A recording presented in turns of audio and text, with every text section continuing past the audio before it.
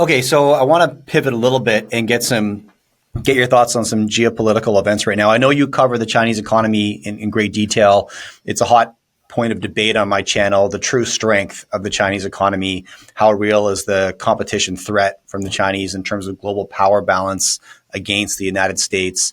What's your take, Gerald? Is the Chinese economy a paper tiger like the Soviet Union was back in the 80s, or far from it? What's your take? One of the things is that, sometimes people call me a futurist. And I said, there's no such thing. You can't predict the future. There are too many wild cards, whether they're made by humans or nature. So here was the thing. We were writing up until 2020 that the 20th century was the American century and the 21st century would be the Chinese century. Right. Because the business of America has been war and the business of China is business. Then China launches the COVID war in January 2020 during their Chinese Lunar New Year, the year of the rat. And they locked down the place for 3 years of zero COVID policy. Again, tracking trends is the understanding of where we are, how we got here to see where we're going. Let's go back when little Billy Clinton let China come into the World Trade Organization. They officially came in 2 weeks after 9/11. You look at China's GDP from 1970 to 2001. It goes up and all of a sudden shoots up. With every boom, there's a bust. They overbuilt it. Some 30% of China's GDP is in the real estate market. Again, with all booms, there's always a bust. They made a bad situation terrible with their 3 years of zero COVID policy. They destroyed the lives and livelihoods of hundreds of millions. So now you're seeing more tariffs, more restrictions putting on China. The trade wars are heating up again. What will happen? We've been writing that China is going to be moving more towards self-sustaining and self-sufficient economy. It's not going to be buying luxury items made from Europe anymore. It's going to be made in China. They have 1.4 billion people. America has what? 332 million? We got about 400 or 500 million in Europe. They become self-sustaining, made in China. You have 1.4 billion people doing business with each other. Everybody's doing really well. So that's what they're going to start doing.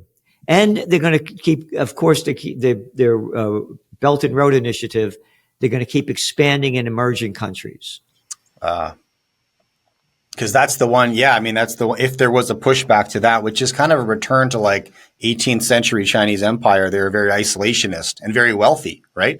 And China was known as the place where silver goes to die because they wanted your silver and they wanted nothing else from you as an economy. They had it all. That was their belief. Obviously, that blew up in the Opium Wars. Real quick break here, guys. If you are a mining investor, you are without question familiar with the Golden Triangle region in British Columbia. This is one of the most prolific mining regions in the world due to its vast deposits of gold, silver, and copper. Now, for the last 4 years, Dolly Varden Silver has been busy expanding their high-grade silver deposit in the Triangle, and they are backed by some of the smartest investors in the silver business, including the legendary Eric Sprott, Hecla Mining, U.S. Global Investors, Fidelity, Delbrook Capital, Sprott Resource Corp, and more.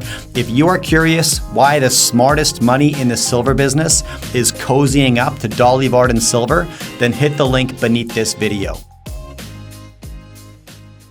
You said something at the end there that got me very curious. Right. So the global South Belt and Road initiatives. And my thoughts there is like, this is their solution to the demographic challenges, because if there is an Achilles heel, it's that they're getting old before they're getting rich in China. Yep. And that's a problem. You got to take care of those people. So if they can't repopulate, what they can do is, unofficially colonize the most favorable demographics in the world, which are typically in the global South. They're still having kids.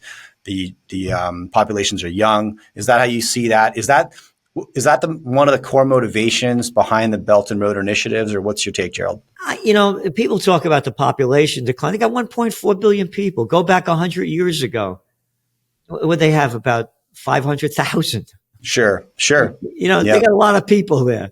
But again, they overbuilt the place. And that's going to be an issue for many, many years.